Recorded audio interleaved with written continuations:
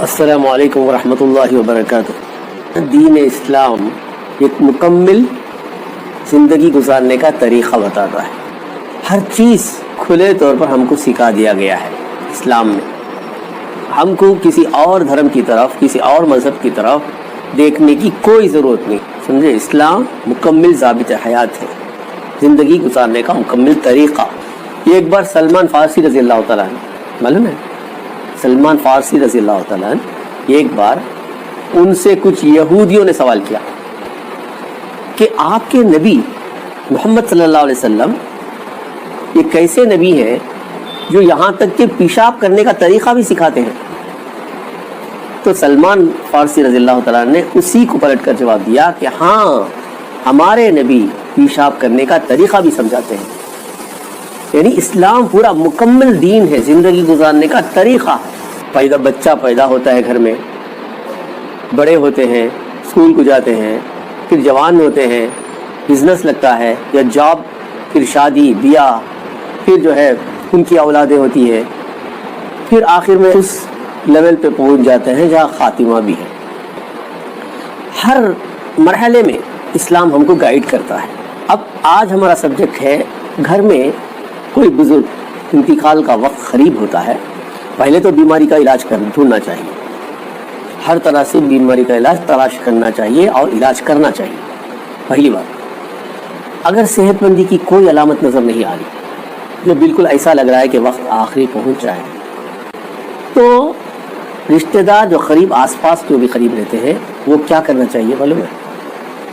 کلمے کی تلقین کرنا چاہیے۔ حالانکہ وہ بہت کرب کی حالت میں رہتے ہیں، بیمار کی حالت ہے، آخری وقت ہے ان کا، لیکن ان کی پہچان کتنی ہے، ان کو یادداشت کتنی ہے، یہ جاننے کی کوشش میں لگے رہتے ہیں لوگ۔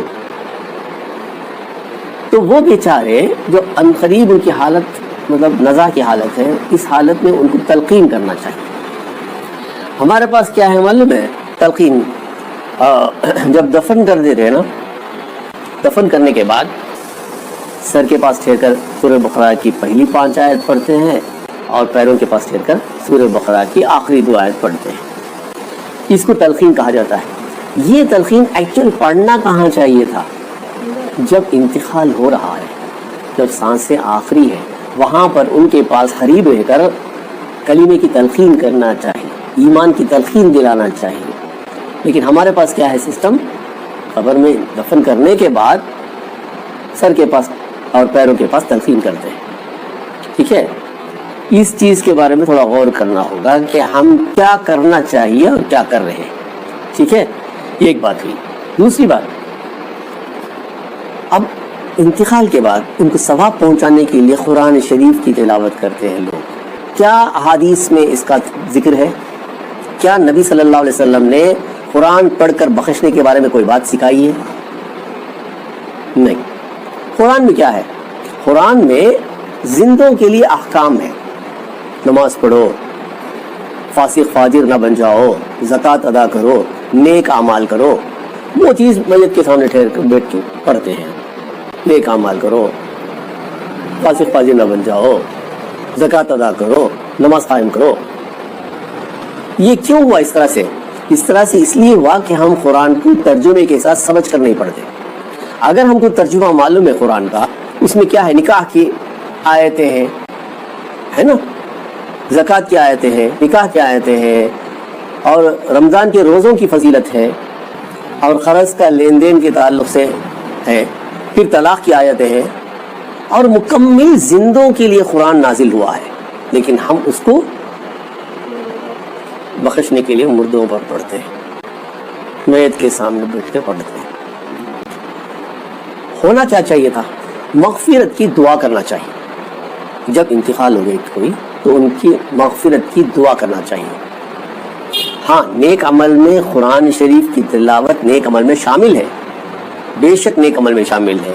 جب اولاد اس چیز کو جاری رکھیں گے، قرآن کی تلاوت کرتے رہیں گے، قرآن کو سمجھ کر پڑھتے رہیں گے، نماز ادا کرتے رہیں گے، زکوٰۃ ادا کرتے رہیں گے، روزے رکھتے رہیں گے، نیک بن کر اگر اولاد زندگی گزارے، تو وہی تحفہ ہے انتقال شدہ لوگوں کے لیے، ان کے والدین کے لیے، ہے نا، وہی ثواب پہنچتا رہے گا۔ لیکن ایک پرٹیکولر ایک ایک سسٹم کے ساتھ 30 پارے، ہر کوئی ایک ایک پارا لے لیا، آدھا پارا لے لیا، وہ پڑھ رہا ہے اور اس طرح سے سب مل کر ایک بخشتے ہیں. ٹھیک ہے، یہ طریقہ جو ہے قرآن پڑھ کے قرآن خوانی کا طریقہ جو ہے اللہ کے نبی صلی اللہ علیہ وسلم نے ہم کو نہیں سکھایا. اللہ کے نبی صلی اللہ علیہ وسلم کیا سکھائے تھے؟ مغفرت کی دعا کرو. اگر ان کا کوئی قرض ہے تو اولاد اس قرض کی ذمہ لے لینا چاہیے اور اعلان کرنا چاہیے کہ بھائی اگر اس میت کا کوئی قرض ہے تو ہم اس کو ادا کرنے کے لیے تیار ہیں. اگر کوئی کسی کے پاس یہ لیے ہیں تو وہ ہم سے رابطہ کر لے اور ہم سے مانگ لے. یہ بات کرنا چاہیے. یہی اللہ کے نبی صلی اللہ علیہ وسلم نے سکھایا تھا. اور اولاد نیک بن کر زندگی گزارے، وہی صدقہ جاریہ ہے. سمجھ رہے؟ اور یہاں پر سب مل کر پڑھتے ہیں اور بخشتے ہیں. ایک چیز، اگر اولاد یہ کام کرے تو بے شک یہ نیک عمل میں شامل ہوگا اور اس کا ثواب والدین کو پہنچے گا. کیونکہ دوسری روایتوں میں اولاد قرآن پڑھ کر نہیں، اگر اولاد قرآن پڑھتی ہے تو یہ خود ایک نیک عمل ہے، اس کا ثواب پہنچے گا. لیکن ہم جو کرتے ہیں نا، ایک ایک پارا آدھا پارا جو ڈیوائڈ کر کے پڑھتے ہیں، پڑھ لیے بھائی، ہاں پڑھ لیے، سب اب ملا جلا کر سب مل کر ایک بخشتے ہیں. یہ جو طریقہ جو ہے چاہے اچھا لگے لیکن نبی کا طریقہ نہیں ہے. لوگوں کو رکھ کر عمل کروانا اسلام کا مزاج ایسا نہیں ہے. اپنا مال ہے وہ ہم جو ہے غریبوں میں تقسیم کرتے ہیں. اے اللہ اس کا ثواب پہنچا دے. یہ اللہ کے نبی صلی اللہ علیہ وسلم سے ثابت ہے. اسی طرح عمرہ، اگر اولاد عمرہ ادا کرنا چاہے، اولاد وہ پروف ہے. حج ادا کرنا چاہ رہے تو اس کا پروف ہے. ہاں، بشرطے کہ ان کا اپنا حج پہلے ادا ہو. لیکن اس میں بھی ہم غلطیاں کیا کرتے ہیں معلوم ہے؟ دوسروں کو پیسہ دے کر بھیجتے ہیں اور عمرہ کراتے ہیں ان کے نام سے. یہ طریقہ غلط ہے. لوگوں کو رکھ کر عمل کروانا اسلام کا مزاج ایسا نہیں ہے. سمجھ رہے؟ کرائے کے لوگوں کو رکھ کر حج کرا دینا ان کے نام سے، اولاد نہیں جا رہی، کسی اور کو پکڑ کر ان کو پیسہ دے کر ان کا حج کرانا، ان کے نام کا حج. اسی طرح کسی اور کو رکھ کر عمرہ کرانا، خود اولاد نہیں جا رہی، خود اولاد نہیں کر رہے. یہ بھی کچھ مسلمانوں میں ہے. ٹھیک ہے، یہ غلط ہے. خود اولاد نیک عمل کرنے کی کوشش کرنا چاہیے اور اس کے ذریعے سے ثواب پہنچانے کی کوشش کرنا چاہیے. قبر کے پاس ٹھہر کر کیا دعا پڑھنا چاہیے؟ سوال پر مغفرت کی دعا کرنا چاہیے. لیکن لوگ ہم میں سے کیا کرتے ہیں معلوم ہے؟ سورہ ناس، سورہ فلق جو ہے اس عمل کے ذریعے سے ثواب پہنچانا چاہتے ہیں. قبر کے پاس ٹھہر کر پورا سورہ یاسین پڑھ لیتے ہیں. لیکن ہم اللہ کے نبی صلی اللہ علیہ وسلم کیا طریقہ سمجھا؟ کیا قرآن قبروں کے پاس بیٹھ کر یا ٹھہر کر وہاں قرآن پڑھنا یہ سب کیا کر سکتے ہیں؟ سورہ ناس، سورہ فلق پڑھ سکتے ہیں وہاں پر. سورہ ناس اور سورہ فلق میں کیا ہے؟ کیا ترجمہ ہے اس کا؟ اللہ کے پاس ہر قسم کے شیطانی وسوسے سے بچنے کے لیے دعا ہے. حاسدوں کے حسد سے بچنے کے لیے اپنے لیے دعا ہے، زندوں کے لیے دعا ہے. لیکن وہ ہم کہاں پڑھتے ہیں؟ قبروں کے پاس ٹھہر کر پڑھتے ہیں.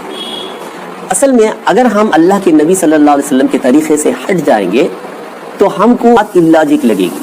اگر ہم اسلام کے طریقے، اللہ کے نبی صلی اللہ علیہ وسلم نے جو طریقہ سکھایا ہے اس طریقے کے ساتھ ساتھ چلیں گے تو ہم کو ہر چیز بہتر نظر آئے گی. اب یہاں پر وہی بات ہوگی نا کہ قرآن ہم پڑھ کر میت کے سامنے، اگر ہم قرآن پڑھتے ہیں میت کے سامنے تو اس میں کیا ہے؟ قرآن میں احکام ہے، زندوں کے لیے احکام ہے. اب ہم میت کے لیے کیا پڑھیں گے؟ مغفرت کی دعا کریں گے. کون سی دعا پڑھیں گے؟ وہ بھی اللہ کے نبی صلی اللہ علیہ وسلم نے سکھایا ہے. جو جنازے کی نماز میں جو پڑھتے ہیں وہی پڑھنا ہے. جنازے کی نماز میں کیا پڑھتے ہیں؟ ہاں، اللہم اغفر لحینا ومیتنا وشاہدنا وغائبنا وصغیرنا وکبیرنا، جو بھی دعا ہے وہ ہے. اور ایک اور دعا ہے جو اللہم اغفر لہ وارحمہ وعافہ واعف عنہ واکرم نزلہ ووسع مدخلہ، یہ جو دعا ہے. ٹھیک ہے، یہ اصل دعا اللہ کے نبی صلی اللہ علیہ وسلم نے میت کو پڑھ کر بخشنے کی دعا سکھائی ہے. ہم اس کو جنازے کی نماز میں پڑھتے ہیں. وہی دعا قبر کے پاس ٹھہر کر بھی پڑھنا ہے.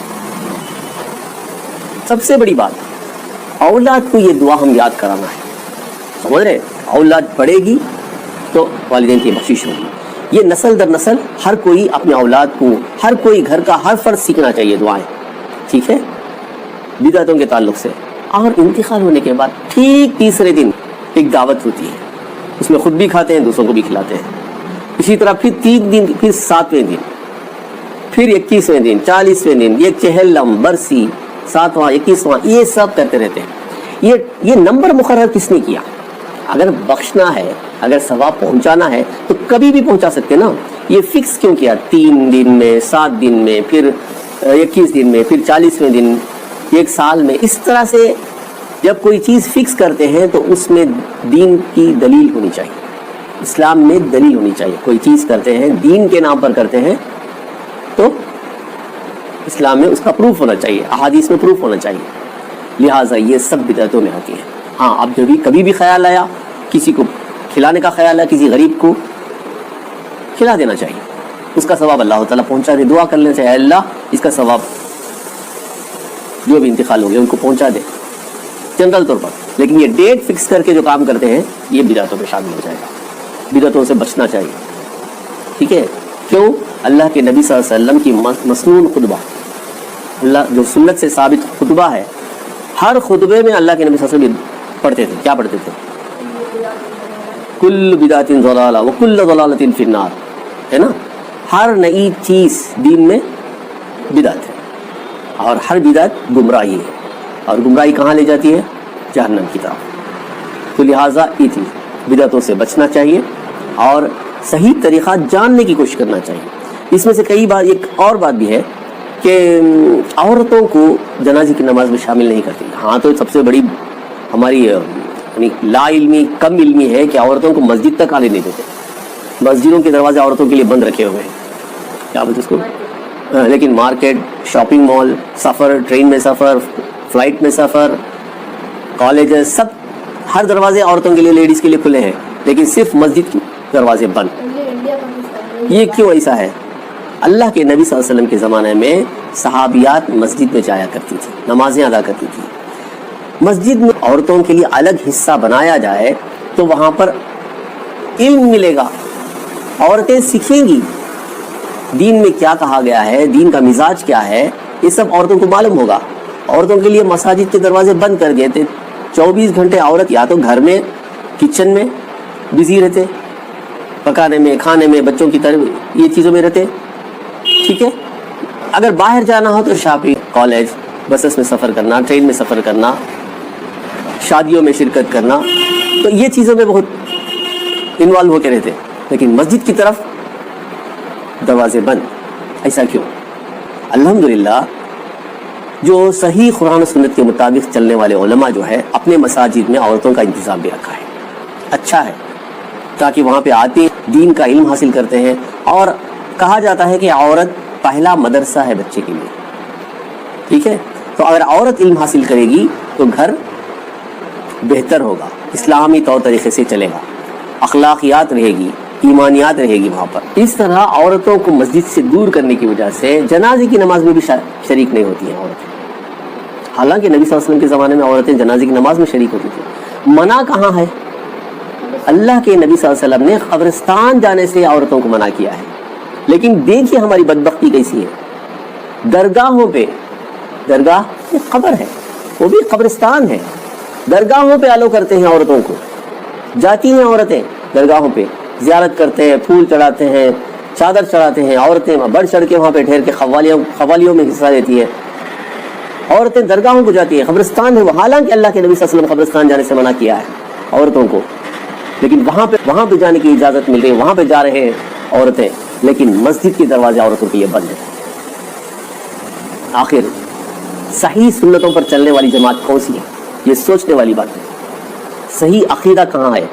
صحیح سنتوں پر چلنے والے صحیح اہل سنت والجماعت کون ہے؟ اللہ ہم سب کو ہدایت دے.